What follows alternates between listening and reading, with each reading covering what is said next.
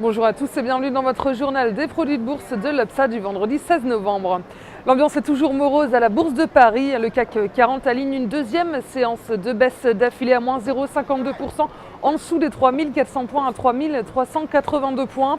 La tendance est plombée par une conjoncture économique qui se dégrade des deux côtés de l'Atlantique. La zone euro est officiellement entrée en récession au troisième trimestre et ce pour la deuxième fois en 3 ans. Et même si la France s'en sort mieux avec une croissance de 0,2% sur le troisième trimestre, eh bien l'inquiétude vient du côté de l'Allemagne. La première économie de la zone euro montre des signes de faiblesse de plus en plus nombreux, signe donc qu'elle commence à subir de plein fouet la crise de ses partenaires européens. Et du côté des valeurs, eh bien, on voit que ce sont les valeurs les plus touchées, sont les valeurs les plus exposées à la conjoncture, donc les valeurs cycliques comme Saint-Gobain ou encore le groupe ferroviaire Alstom qui perd 1,87%, ou bien l'équipementier Alcatel-Lucent qui lui plonge de 5,14%. Les bancaires s'en sortent plutôt bien. Crédit Agricole est à plus 1,52%, on est à plus 0,58%. Pour Société Générale et BNP Paribas gagne 0,56%. Et c'est le groupe de médias et de télécommunications Vivendi qui prend la tête du CAC à plus 1,75%. Wall Street navigue proche de l'équilibre tout au long de la séance et les deux indices américains clôturent dans le rouge dans un écart extrêmement faible à moins 0,23% pour le Dow Jones et moins 0,34% pour le Nasdaq.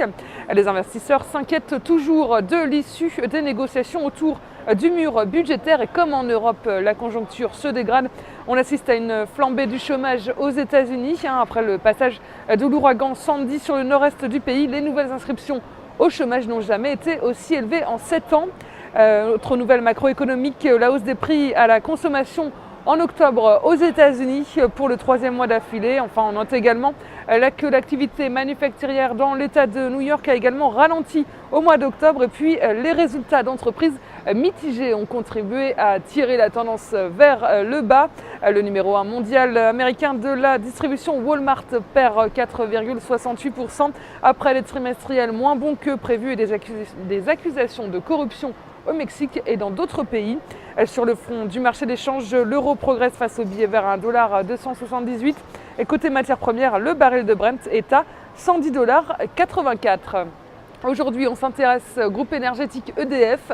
Graphiquement, le titre s'est extirpé d'un triangle symétrique appelant à une poursuite de la baisse vers la cible théorique à 13,50 €. Les indicateurs sont baissiers et ne montrent pas de signe de retournement visé 12 € en extension.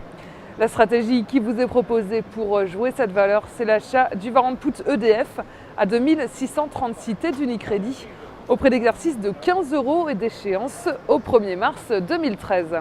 Voilà, c'est tout pour aujourd'hui. Très bon week-end et à lundi.